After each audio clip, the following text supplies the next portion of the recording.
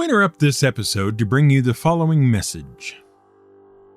Once upon a time, we released an episode so terrible, so grammatically suspect, so embarrassing, that within a week after its initial release, we unreleased it.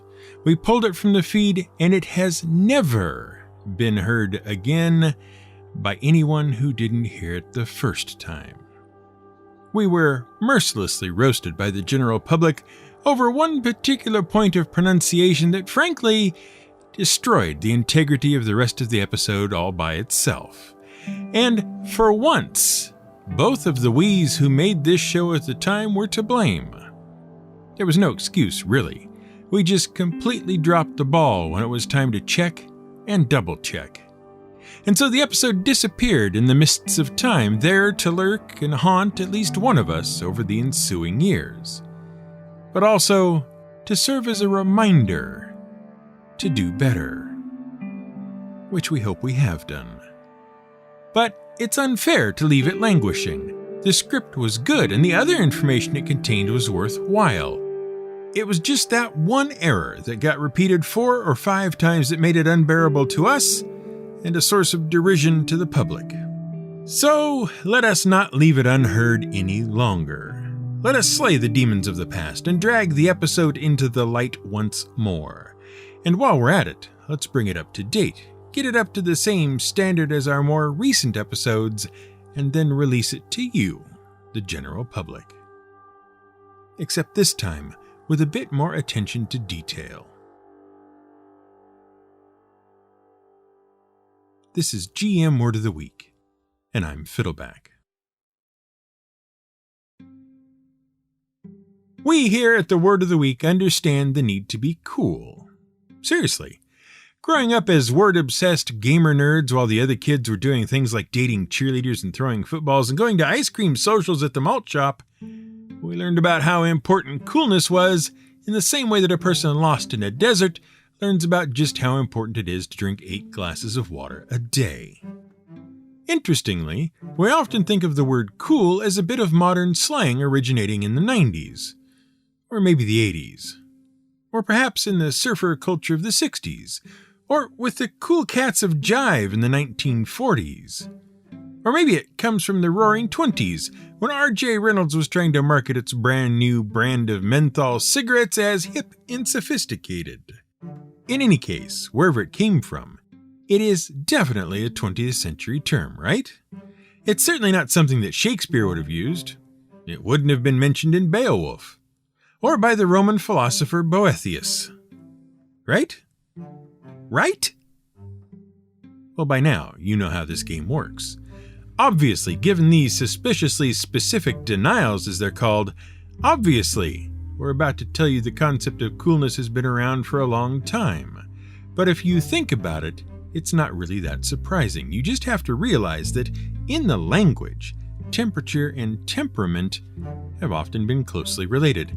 In fact, those 2 words come from the same linguistic root. They come from the Latin temperare, which means to be composed of mixed things. That's why when you temper a sword, you're heating it and cooling it rapidly. And when you temper yourself, you're holding yourself in check. The idea of temperament goes back to an idea that became prevalent in the Middle Ages. It was that certain people were composed of certain elements and humors, and that combinations of these created your personality and your moods. And because humors came in moist and dry varieties, as well as warm and cold varieties, it also became associated with a mixture of temperatures. When the idea of temperament became associated with the concept of a fever in the 17th century, the word became associated with a measurement of the amount of heat in something, which explains why having a bad temper has come to be associated with hot emotions, specifically anger. Of course, it does help that anger, along with other emotions like excitement and arousal, actually do make you feel physically hot, which is why we also often associate heat with lust, and why we might describe an attractive person as hot. It all comes down to biology. When your emotions flare, perhaps because you're about to run away or get into a fight or Well, maybe you've been invited back to someone's castle to look at their etchings and engage in some vigorous physical activity. Your body wants to make sure you're ready for what's about to happen. Your blood pressure, respiration, and heart rate increase to ensure plenty of oxygenated blood is flowing through your body. That ensures your muscles will have plenty of energy, which is why you get red in the face and why you feel hot. It also focuses your attention and heightens your awareness. Your eyes lock in with laser-like focus and you become less aware of your surroundings, but more aware of the particular subject you are seeing. And that's why it can be very hard for someone to catch your attention when you're hot, whatever the reason for it might be. It stands to reason, then, that if passion, anger, fear, and arousal are hot emotions, there must be something on the cold side, too. We associate coldness with a lack of emotions. People who are ignoring us pointedly give us the cold shoulder. They are frosty toward us. A loveless person or a ruthless person might be called frigid, and so on. But cold bites. A cold wind stings the face. When we describe someone as cold, we are describing them as someone who is emotionless in a hurtful way, a stinging way, a cruel way. In between these two states lies coolness. A cool person is calm, collected, rational, unflappable. Someone nonplussed. A cool person is smooth. They're together, man.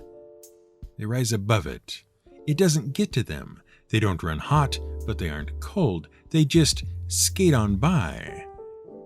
That's why Beowulf kept a cool mind, and Theseus tells Hippolyta that seething hot brains have more passion than cool reason in A Midsummer Night's Dream, and Hamlet's mother tells her distressed son to sprinkle cool patience on the heat and flame of his distemper. By the 16th century, the word cool had become a part of various idiomatic expressions, including the idea of a cool hand and being a cool customer. By the late 1880s, the word cool became associated not just with being calm and collected, but also being worthy of respect. By the 1920s, it was unambiguously complimentary, a word of approval and even reverence, thanks to songs like the Cool Kind Daddy Blues by Anna Lee Chisholm. By the 1940s, it was being bandied about in the jazz scene, and gradually the association with calm, rational, even-temperedness slipped away, until it became just a vague word meaning person or thing worthy of respect and admiration for, reasons. But we digress, and it was that sort of digression that kept us from being labeled as cool. No one wants to hear someone say, "Isn't it funny how that word used to refer to an even temperament based on a misunderstanding of human biology by way of the 4 hermetic elements?" The point is, we here at the Word of the Week understand how important it is to be cool, and that's why we don't try to inject too much historical accuracy into our games. We'd lose some of the fun things. We'd be less cool. As you might remember from earlier episodes, we'd have to give up cool things like studded leather armor and 2/3 of the awesome polearms in D&D. And we'd also have to give up the idea of wading into a medieval fantasy battle whirling 2 swords around. We're sorry to tell you that the idea of dual-wielding weapons is something that, at least in the Western melee combat world, wasn't really done. At least, there's very little evidence that the practice was ever really employed to any substantial degree. This was recently brought to our attention while we were watching some of our favorite historical combat recreationists on YouTube.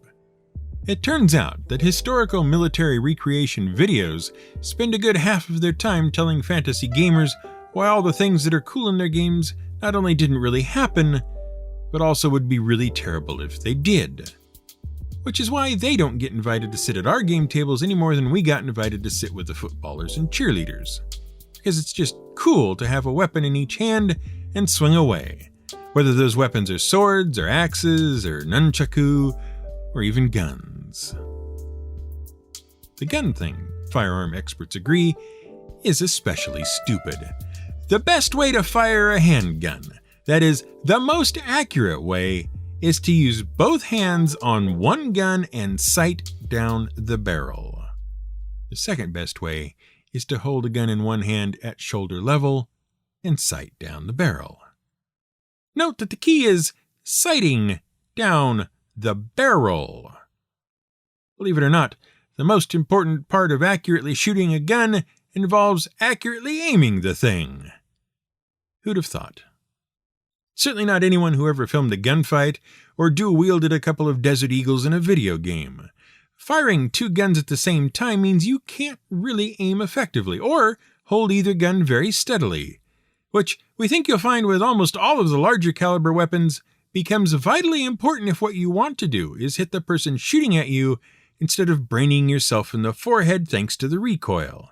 And that means all dual-wielding pistols does is allow you to empty two magazines into the air, walls, and furniture around your opponent very quickly while he takes his time aiming and firing at you. But the pop culture method of wildly firing two guns at once, often while diving through the air, which also does not improve your aim incidentally, the method, known colloquially as firing guns akimbo, has a very specific origin. It began to crop up in American Western films and television shows. It actually has some historical accuracy. Cowboys, outlaws, and other figures in the Old West did prefer to carry two guns. But that was because their guns were revolvers, and revolvers are a pain to reload. Carrying two loaded guns meant that you could drop your first gun when it was empty, draw your second one, and keep shooting. In fact, cowboys weren't the only folks to figure out this trick. Various users of black powder weapons through the ages, including some pirates, would carry two such loaded pistols into combat. The practice is known as carrying a throwaway gun. As far as wielding two melee weapons at once, we're not saying that never happened, but it is important to pay attention to where it happened and what kind of weapons were involved. For example, there are a number of Eastern martial arts styles that involve wielding two weapons. In Southern and Oriental Asia, some varieties of martial arts involved wielding two combat sticks in each hand. That includes the Punjab martial art of Gauche and the Philippine art called double baston. Various Japanese martial arts involve paired weapons like the sai or the nunchaku, and famously, some samurai practice Niten Ichi-ryu, a sub-school of kenjutsu that involved wielding a katana and a shorter sword known as a wakizashi. And in the late medieval and Renaissance era, fencing and dueling often involved wielding a dueling sword in the primary hand and a dagger in the offhand. The thing to note about all these practices, though, that distinguishes them from the D&D style of making two attacks in one round, is that such styles were generally used in dueling scenarios rather than battlefield styles, and generally against an opponent who was fighting the same way, more or less, as you were. Many of these styles also focus on using the offhand weapon defensively.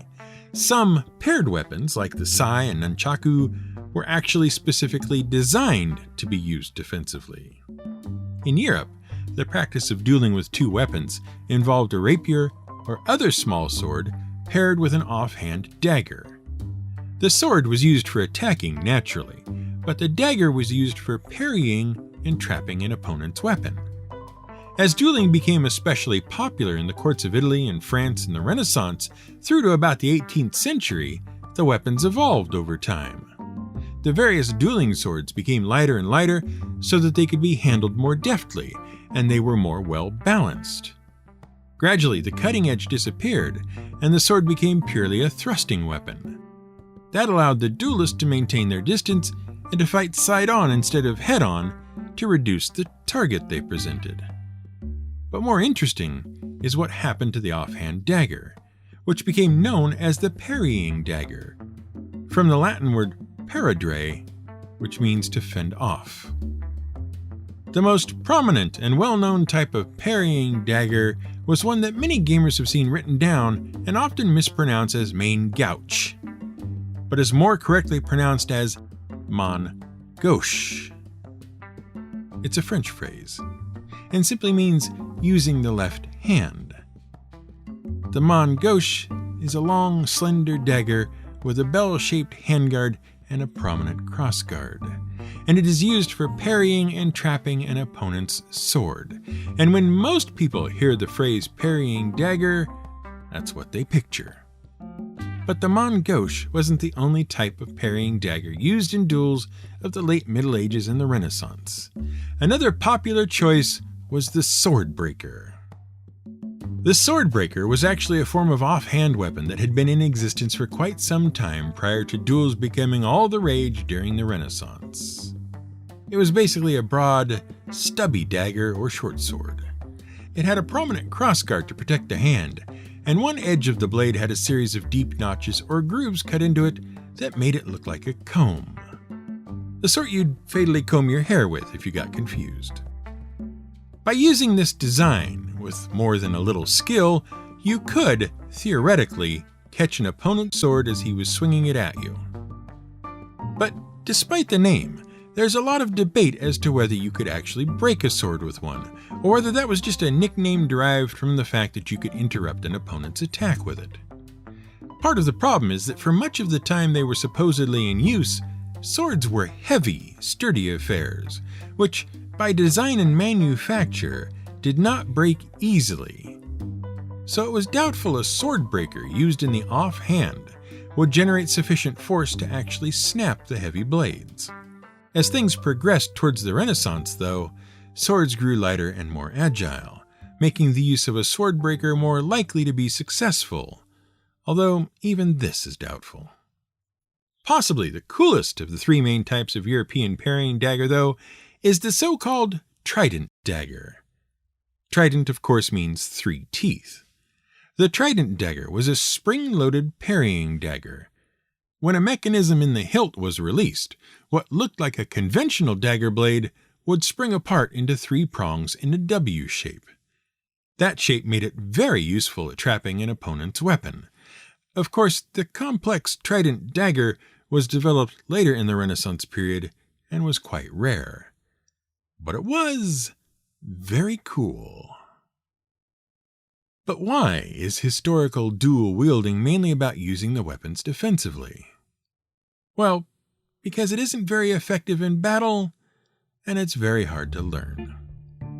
First, the effectiveness thing. When you use a melee weapon, you do one of 2 things with it. You're either thrusting or swinging. Either way, the weapon exists simply to focus, amplify, and extend your body's movements. A sword, for example, is swung with the entire body. Essentially, it's a lever. It takes the angular movement of your arm and your body's rotation and focuses that force along a very narrow, very sharp edge. When you thrust something, like a spear, you have to put your weight behind it to force it through armor and into body and all the gooey bits inside. But when you are using 2 weapons, whatever they are, they can't both be used in the same effective way at the same time, or even in very close sequence. And sure, there are exceptions, as there always are. For instance, some of the fighting stick techniques use tricks with multiple body rotations and figure 8 patterns to allow one weapon to follow the other. But those techniques are the rare exception, because they are complicated and hard to master. Which brings us to our second point, the hard-to-learn thing.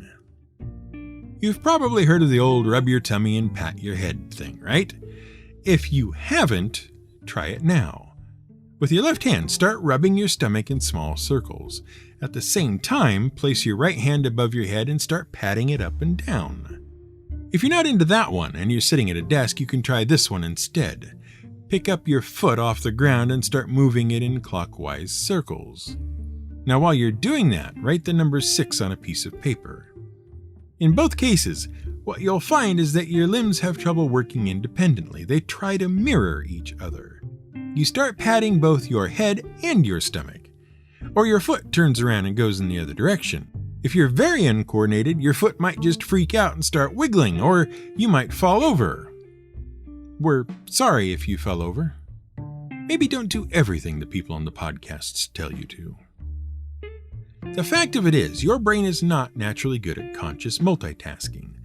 That is, it is very hard for you to do two tasks, even simple tasks, at the same time, continuously. It turns out that people who claim to be good at multitasking are actually very good at switching their attention rapidly back and forth between two different tasks. But those little movement tricks we just had you do require you to actually maintain two independent actions simultaneously, which is very difficult. Ask any pianist or guitar player, and they will tell you how much time they spent learning a skill that musicians call hand independence, which allows them to play two different parts of a song simultaneously. Simply put, though, using one weapon to attack and one weapon to defend is far more effective and easier to master. It allows the wielder to switch their focus depending on the flow and cadence of the battle, instead of trying to make two simultaneous attacks. And on top of the independence thing, human beings tend to prefer using one side of their body over the other. We have a dominant hand, for example, and when our brain processes what our eyes see, it uses one eye's input as the base and layers the other eye's information over it to create a three-dimensional image. That's called ocular dominance.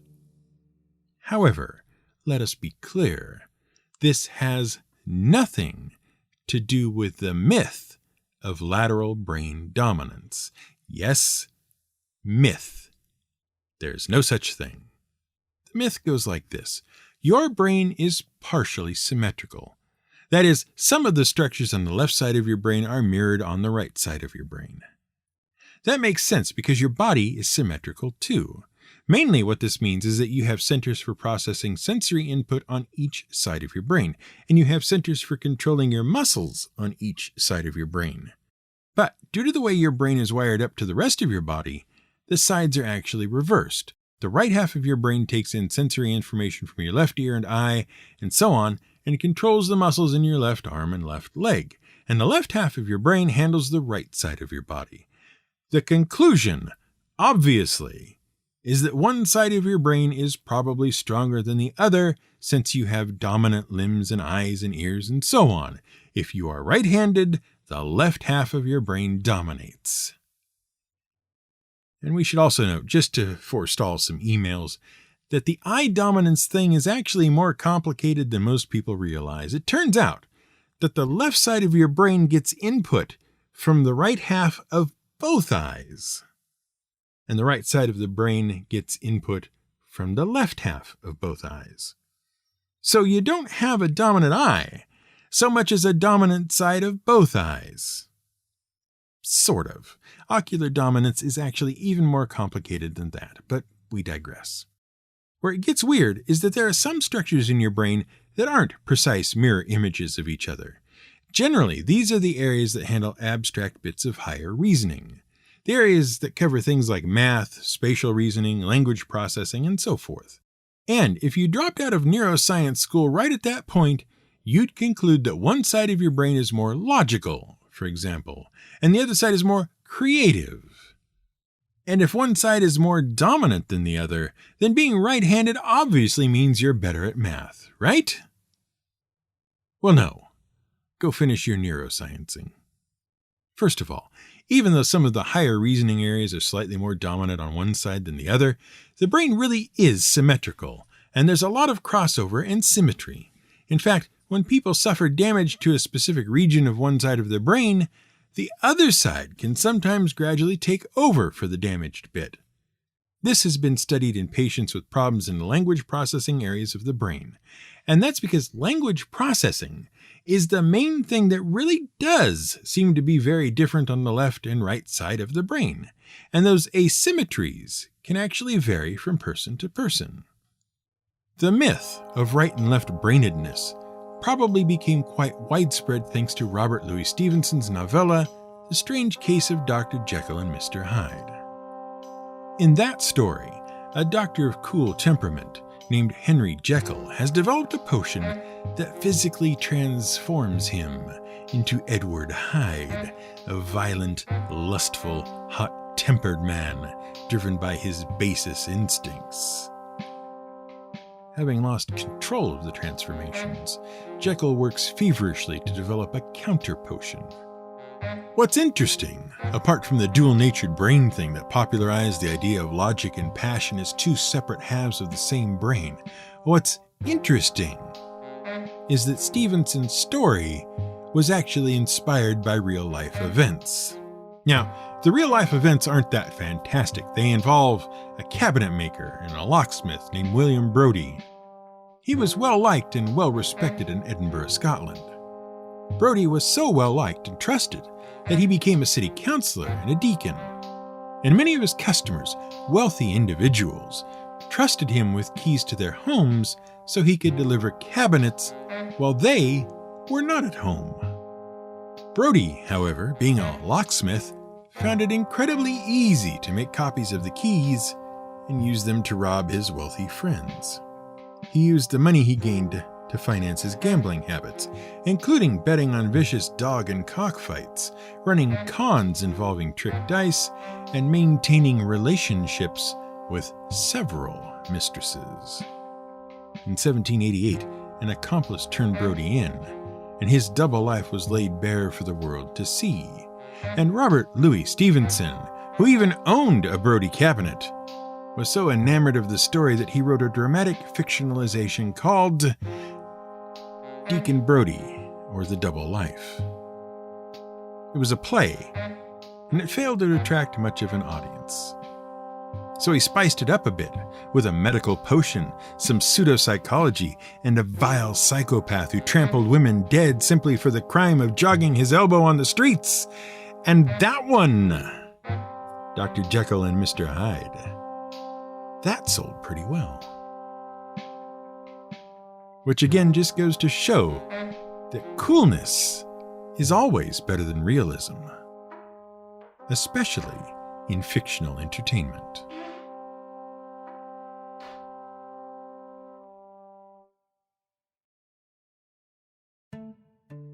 Thanks for listening to this redo of an episode most of you didn't hear in the first place, so we suppose it's all new to you.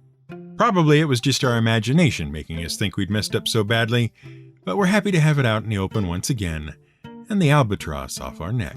And hopefully, everyone will say nice things this time. If saying nice things isn't enough for you, you can always do what our valued patrons did and join our Patreon at one of the 3 very reasonable support levels.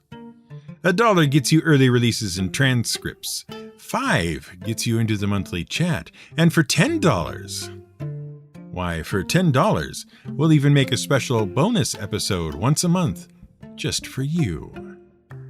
Doesn't that sound delightful? Head over to gmwordoftheweek.com and click the yellow banner at the top to be taken to our support page, where you will find several options to offer your support, in addition to the link to Patreon. And if you've already given your support, well, for that, we most humbly thank you. This episode was researched and written by Scott Rem, the Angry GM. Additional research and writing, as well as production, was by Brian Casey. Music was provided by Blue Dot Sessions. Creativity is allowing yourself to make mistakes. Art is knowing which ones to keep.